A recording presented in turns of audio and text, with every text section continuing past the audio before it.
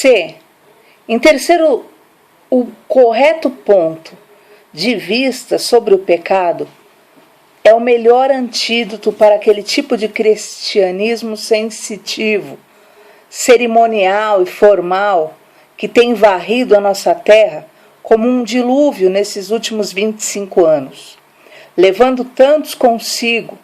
Posso acreditar que há muito de atrativo nesse sistema de religião para certos tipos de mentalidade, enquanto a consciência ainda não for plenamente iluminada. Porém, quando essa admirável porção de nossa Constituição, chamada consciência, realmente é despertada e reavivada, acho difícil crer que um cristianismo sensitivo e cerimonial seja capaz de satisfazer-nos inteiramente. Uma criança pequena com facilidade é aquietada com brinquedos coloridos e atraentes, com bonecas e chocalhos, enquanto ela não sente fome. Porém, uma vez que ela sinta no estômago as exigências da natureza, poderá se satisfazer somente com alimento. Sucede exatamente isso às almas humanas. Música, flores, velas, incensos, pendões, cortejos, belas vestimentas, confessionários e cerimônias arquitetadas pelo homem podem servir de paliativos sob certas circunstâncias e condições. Porém, uma vez que o indivíduo desperte e se levante dentre os mortos, nunca mais se conterá com essas coisas. Elas lhe parecerão baboseiras solenes e um grande desperdício de tempo. Uma vez que o homem enxergue o seu pecado, só se aquietará ante a visão do Salvador. Ele se sente ferido por uma doença mortal e coisa alguma é capaz de satisfazê-lo, senão o grande médico da alma.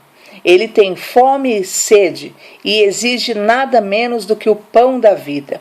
Talvez eu pareça exagerado, mas aventuro-me intrepidamente a dizer que 4/5 do semi-romanismo deste mais de um século jamais se teria imposto sobre o povo da Inglaterra, se ela tivesse sido ensinada de forma plena e clara sobre a natureza, vileza e pecaminosidade do pecado. D.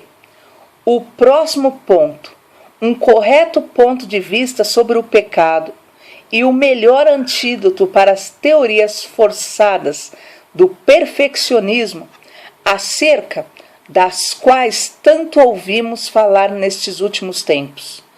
Direi pouco a esse respeito e espero não ofender ninguém com isso.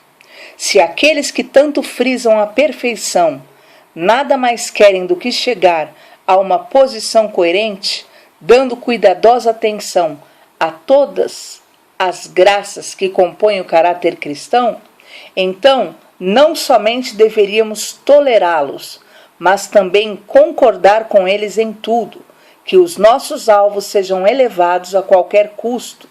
Mas se os homens apenas querem dizer que nesse mundo um crente pode atingir total isenção de pecado, vivendo durante anos em ininterrupta e inquebrável comunhão com Deus, passando meses sem ter ao menos um único mau pensamento, então terei de dizer honestamente que essa opinião me parece totalmente destituída de base bíblica. E vou além. Afirmo que tal opinião é perigosa para aquele que a defende, tendendo a deprimir, desencorajar e impedir a aproximação de pessoas interessadas na salvação.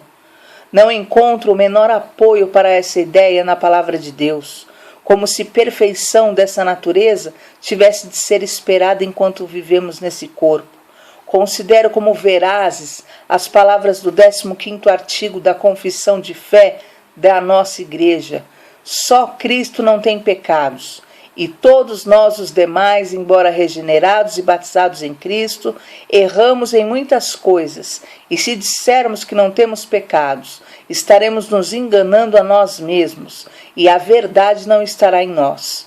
Usando a linguagem de nossa primeira homilia, há imperfeições em nossas melhores obras. Não amamos a Deus como estamos na obrigação de fazê-lo, com todo o coração, mente e forças. Não tememos a Deus como deveríamos fazê-lo. Não oramos a Deus, senão com muitas e grandes imperfeições. Damos, perdoamos, cremos, vivemos e temos esperança de modo imperfeito. Falamos, pensamos e agimos imperfeitamente. Lutamos contra o diabo, o mundo e a carne de maneira imperfeita. Portanto, não nos envergonhemos de confessar abertamente o nosso estado de imperfeição. Uma vez mais afirmo que a melhor prevenção contra essa ilusão a respeito da perfeição, a qual perturba muitas mentes, é uma compreensão clara, completa e distinta sobre a natureza, pecaminosidade e caráter enganador do pecado. E, em último lugar, o ponto de vista bíblico sobre o pecado mostra ser um admirável antídoto para os conceitos inferiores de santidade pessoal que tanto prevalecem nestes últimos dias na igreja. Sei que esse é um assunto extremamente doloroso e delicado, mas não ouso evitá-lo. Há muito tem sido minha triste convicção que o padrão de vida diária entre os cristãos professos está baixando cada vez mais. Temo que amor cristão, delicadeza, bondade, altruísmo, mansidão, gentileza, benignidade, abnegação, zelo pelo bem, separação do mundo, são muito menos apreciados hoje em dia do que deveriam ser e do que costumavam ser nos dias dos nossos antepassados. Não posso penetrar nas causas dessas coisas com grande profundidade e só posso sugerir conjecturas para nossa consideração. É possível que professar uma certa religião esteja em voga, sendo comparativamente fácil assumi-las nestes dias, de tal modo que as correntes anti-estreitas e profundas agora se têm tornado largas e rasas, e que ganhamos em aparência externa aquilo que perdemos em qualidade. É possível que a vasta multiplicação das riquezas materiais nesses últimos decênios tenha introduzido de modo imperceptível para nós a praga do mundanismo, da autoindulgência e do amor ao lazer na vida social. Aquilo que antes era considerado um luxo, agora são confortos e necessidades, e em consequências disso, a autonegação e a perseverança nas aflições são virtudes quase desconhecidas. Também é possível que as muitas controvérsias que assinalam a nossa época tenham ressecado sensivelmente nossa vida espiritual. Com demasiada frequência temos nos contentado com o zelo pela ortodoxia, negligenciando as sóbrias realidades da piedade praticadas na vida diária. Sejam quais forem as causas, devo declarar que minha própria crença é que o resultado está aí. Nos últimos anos tem havido um rebaixamento dos padrões de santidade pessoal entre os crentes em relação ao que se via nos dias de nossos pais. O resultado disso é que o Espírito Santo está entristecido e essa questão exige de nossa parte muita humilhação e sondagem de coração. Quanto ao melhor remédio para esse estado de coisas que tenho mencionado, aventurar-me-ei a dar uma opinião. Outras escolas de pensamento, nas várias denominações cristãs, julguem por si mesmos. Estou convicto de que a cura para os membros de igrejas evangélicas deve ser encontrada em uma apreensão mais lúcida da natureza e da pecaminosidade do pecado. Não precisamos voltar ao Egito ou emprestar práticas semi-romanistas a fim de dar novo impulso à nossa vida espiritual. Não precisamos restaurar o confessionário, nem retroceder para o monasticismo ou para o ascetismo. Nada de coisas dessa ordem. Tão somente devemos nos arrepender e praticar as primeiras obras. Precisamos regressar aos nossos princípios fundamentais. Devemos retornar às veredas antigas. Precisamos acertar-nos humildemente na presença de Deus, considerando toda a questão, examinando claramente aquilo que o Senhor Jesus intitula de pecado, bem como aquilo que ele chama de fazer a sua vontade. Em seguida, cumpre-nos procurar perceber que é terrivelmente possível a um crente viver de modo descuidado, sem vigilância, namorando o mundo ao mesmo tempo em que defende princípios evangélicos e se considera parte do povo evangélico. Uma vez que sejamos levados a perceber o pecado como muito mais vil e a compreender que ele está muito mais apegado a nós do que supunhamos, seremos igualmente levados a confiar, a crer e a nos aproximar mais de Jesus. Uma vez que nós tenhamos achegado a Cristo, haveremos de sorver mais profundidade de sua plenitude, aprendendo melhor como o crente vive a vida de fé em Cristo, conforme Paulo exemplificou. Uma vez que aprendamos a viver a vida de fé em Jesus, bem como a permanecer nele, haveremos de produzir mais frutos, nos encontraremos mais dispostos e preparados para o cumprimento dos nossos deveres, mais pacientes sob as provas, mais vigilantes acerca do nosso pobre e fraco coração e mais parecidos com o nosso Mestre em todos os pormenores de nossa vida, na proporção em que percebermos o quanto Cristo tem feito por nós, faremos um maior esforço para realizar mais em favor de Cristo.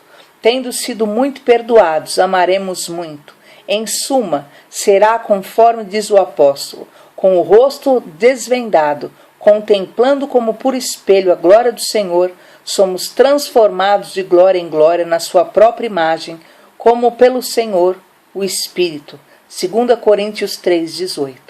Não importa o que alguns queiram pensar ou dizer, não há dúvidas de que o senso crescente por santidade é um dos sinais dos tempos. Conferências que promovem a vida espiritual tornam-se cada vez mais comuns hoje em dia. O tema da vida espiritual é tratado em congresso a cada ano. A atenção geral tem sido despertada por todo o país, pelo que deveríamos ser gratos. Qualquer movimento que exalte os princípios do Espírito, que ajude a aprofundar a nossa visão espiritual e a aumentar nossa santidade pessoal, será uma verdadeira bênção para toda a igreja.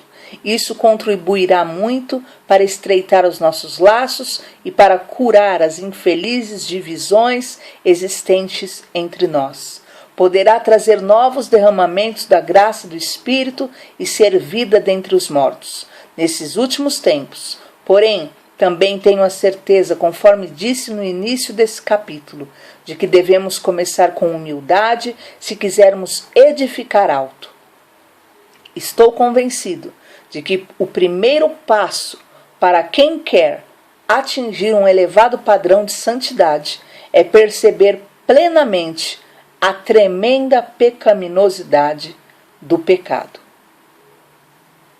Deus abençoe esse texto que foi extraído do livro Santidade, sem a qual ninguém verá o Senhor. É uma versão integral de J.C. Riley. Deus abençoe em nome de Jesus.